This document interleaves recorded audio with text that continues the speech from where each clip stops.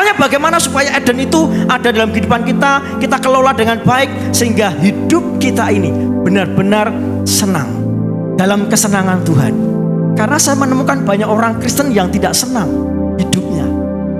Penderitaan, tantangan, kesulitan. Sama, kita juga sama menghadapi tantangan, kesulitan, permasalahan, pergumulan. Lawang kita masih di dunia. Tapi kalau ada Eden dalam hidup kita, ada Firdaus, ada pleasure, ada kesenangan Tuhan dalam kehidupan kita, kita dibedakan. Amin. Kita dibedakan dengan mereka. Kalau mereka mengalami tantangan, kesulitan, dan mereka menyerah, kita tidak pernah menyerah. Kita terus berkemenangan. Amin. Itu takdir kita. Bilang sama sebelah Bapak Ibu, itu takdirmu. Itu takdirku juga. Takdir kita bersama. Amin. Gereja, orang Kristen akan dipakai Tuhan luar biasa kalau sudah masuk di sini nih. Ternyata kita dipanggil bukan hanya sekedar menjadi orang Kristen. Kita harus masuk menjadi ciptaan baru, harus lahir baru.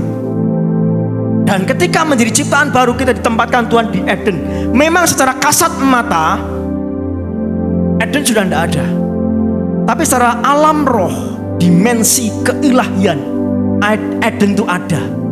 Sekarang kita akan melihat bagaimana cara kita mengelola Eden. Yang pertama, membutuhkan penolong. Kita baca dulu ya semuanya dengan suara yang keras. 1, 2, 3. Tuhan Allah berfirman, tidak baik kalau manusia itu seorang diri saja. Aku akan menjadikan penolong baginya yang sepadan dengan dia.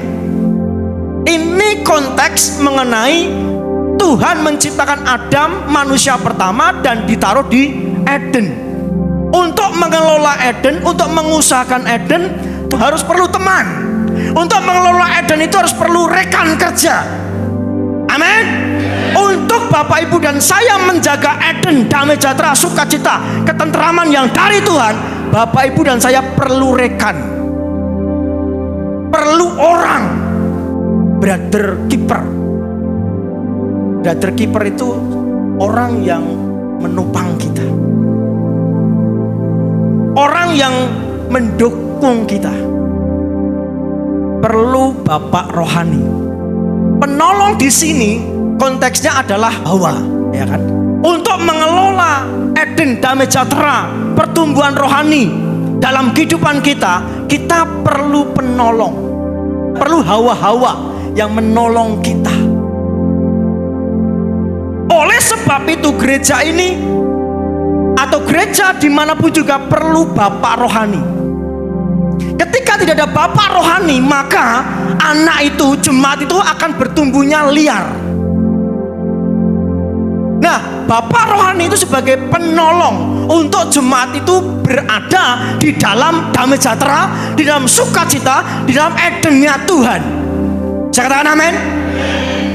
Itulah sebabnya kenapa kita harus rendah hati untuk mau diayomi, diarahkan, dituntun oleh brother keeper atau penolong, terutama bapak rohani dulu.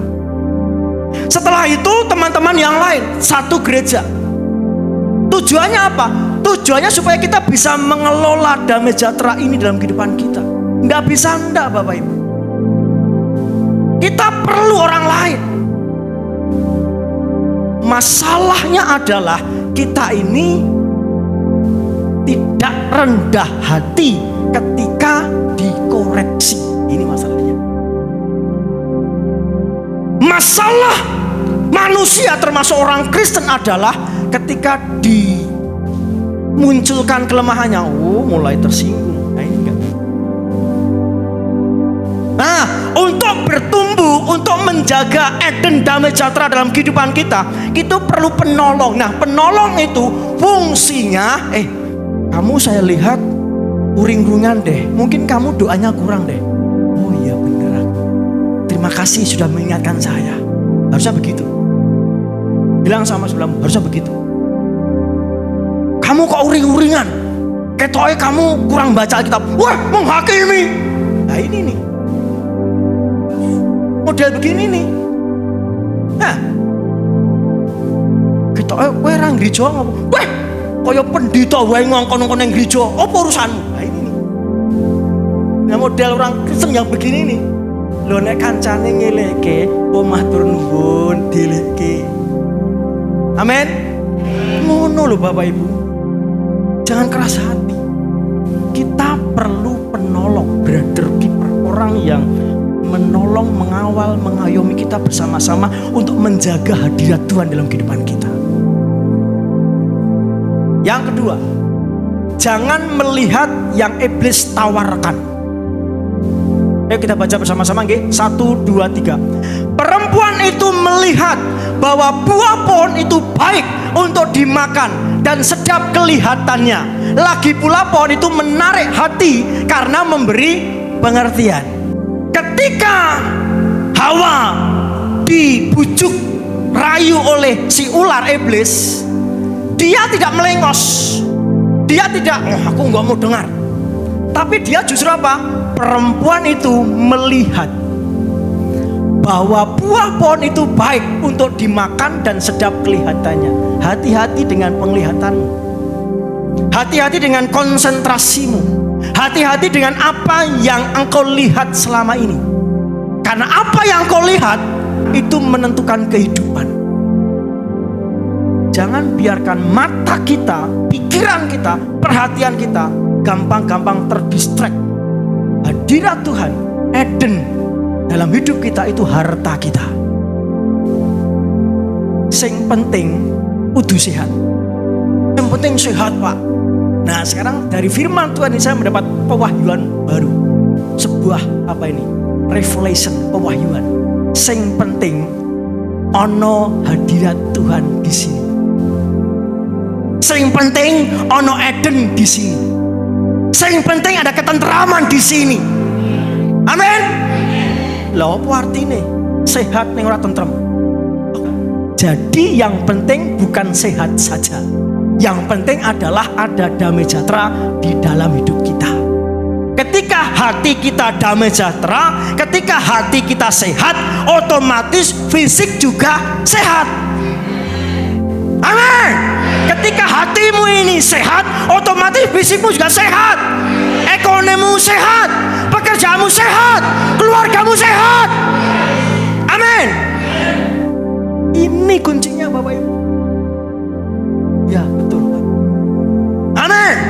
Jadi yang penting saiki dudu sehat. Nek wong sehat wae akeh wong sehat. Tapi pastikan damai sejahtera Eden itu ada dalam kehidupan kita. Ini bicara tentang kita hanya fokus kepada suara Tuhan, fokus kepada firman Tuhan, fokus pada kebenaran, bukan fokus kepada perkataan setan. Hadirat Tuhan harta kita. Katakan bersama-sama dengan saya, hadirat Tuhan adalah harta saya. Hadirat Tuhan adalah harta yang sesungguhnya. Amin. Ketika engkau memiliki hadirat Tuhan, engkau memiliki harta yang sesungguhnya. Engkau mengalami kesehatan di sana, kekuatan di sana, kelimpahan di sana. Engkau bisa membeli apapun di sana di hadirat Tuhan. Oleh sebab itu pastikan hadirat Tuhan ini kita jaga. Jangan sampai teralihkan. Amin, nggih. Yang ketiga, jangan sendiri menghadapi musuh. Jangan sendiri menghadapi musuh. Ayo kita baca bersama-sama. 1, 2, 3. Perempuan itu melihat bahwa buah pohon itu baik untuk dimakan dan sedap kelihatannya. Lagi pula pohon itu menarik hati karena memberi pengertian. Lalu ia mengambil dari buahnya dan dimakannya. Pertanyaan saya, ketika ada tawaran iblis atau setan atau ular seperti itu, apakah dia tidak punya kesempatan waktu untuk bertanya kepada suaminya? Si Adam? Pasti ada. Tapi dari ayat ini dikatakan lalu ia mengambil dari buahnya dan dimakannya. Harusnya ketika ada tawaran iblis, tawaran kegelapan, harusnya lalu ia menanyakan kepada suaminya, suamiku Adam, saya kok diminta makan pohon ini, buah ini ya? gimana sih? Jangan. Tuhan pernah berkata, semua buah di pohon ini boleh kita makan. Untuk dia tidak boleh. Harusnya Hawa menanyakan kepada Adam. Inilah yang saya sebut jangan menghadapi musuh sendiri. Mari ketika kau punya masalah pergumulan musuh, hubungi oikosmu, hubungi saudara rohanimu, hubungi bapak rohanimu. Jangan menghadapi musuh sendiri. Hawa kesalahannya adalah apa? Ketika dirayu oleh setan, lalu ia mengambil dari buahnya dan dimakannya. Ini kesalahan fatal. Ketika engkau ada tantangan, kesulitan, permasalahan, pergumulan, nah itu sebelum kau mengambil keputusan, itu ada namanya waktu kosong untuk engkau memilih. Sebelum kau memilih keputusan itu, mintalah Roh Kudus berbicara kepadamu. Roh Kudus, kok seperti ini yang saya lakukan? Kok seperti ini yang saya alami? Aku harus berbuat apa? Aku harus bagaimana? Kalaupun engkau tidak mengerti harus bagaimana, minimal tanya saudara rohanimu. Kalaupun engkau tidak mengerti, minimal tanyalah pendetamu, bapak rohanimu. Pak, kok saya seperti ini? Saya harus bagaimana? Jangan sendiri menghadapi musuh. Saya pun punya bapak rohani. Biarlah kita menjadi pribadi yang sungguh-sungguh menjaga Eden dalam kehidupan kita. Amin.